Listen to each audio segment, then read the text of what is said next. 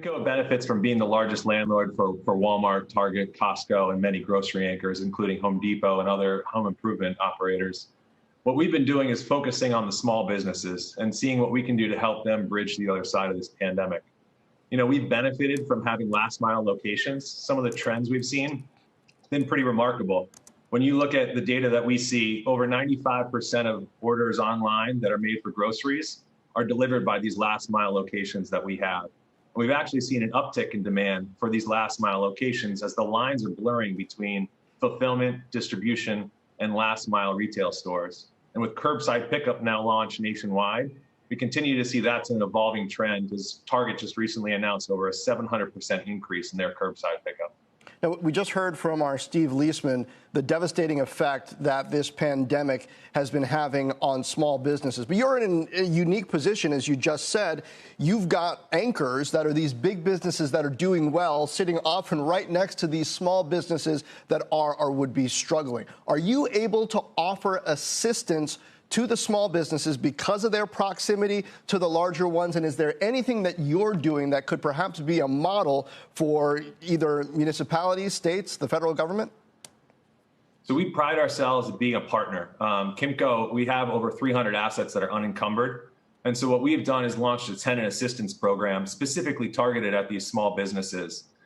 Because we have such tremendous access to capital and have unencumbered assets, we can work with them to bridge them to the other side. We've offered them free services such as legal advice to help them navigate the PPP program. We have over 600 tenants that have applied for PPP funding. We've generated over $20 million of PPP funding for those small businesses. We've worked with them to modify their leases with deferrals, to understand that they need a light at the end of the tunnel. They need to bridge this to the other side.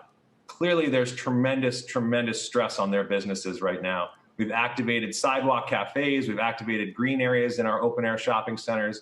We've launched curbside nationwide, which actually the small businesses are benefiting from.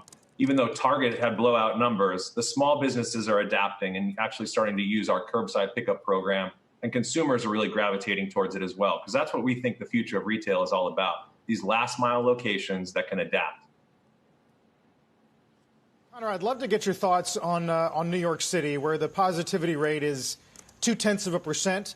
Bloomberg's got a piece out today about real estate bosses leaning on tenants to bring their employees back, trying to either shame them or cajole them into bringing new blood into Midtown. Are we at a point now where that argument makes sense, given positivity? It's a really interesting question. I think that there's a lot of different risk tolerances out there for individuals. And at Kimco, we've made the plan to reopen it after Labor Day, both our New York City office and our Jericho headquarters out in Long Island. I think it really depends on the individual. We've made it completely voluntary, and understanding that, there is going to be some differences in individuals and what they're willing to take on in terms of risk. We're doing all we can to make sure that it's a safe environment to come to work. We've continually had dialogue with our many stakeholders to understand not only for our employees, but what shoppers are looking for when they come to the shopping center, to make sure that they feel comfortable, that they feel safe. And that's why I think curbside has been so resonating with retailers as well as consumers, is you have that additional optionality to pick and choose how you want to shop today. I think probably, I don't know, Broadway might be maybe a leap to start in the reopening process of Manhattan.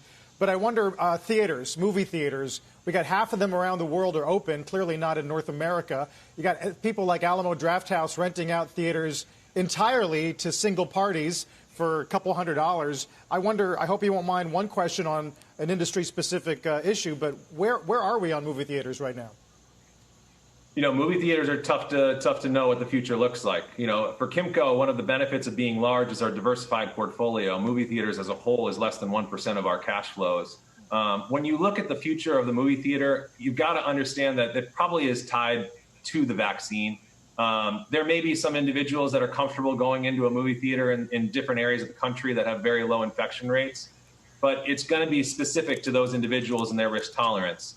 I know there's a backlog of movies that have yet to come out, and a lot of big blockbusters that I think will draw people back into the movie theaters. But I think it probably is pretty closely tied to a vaccine where people can feel comfortable gathering in those types of situations.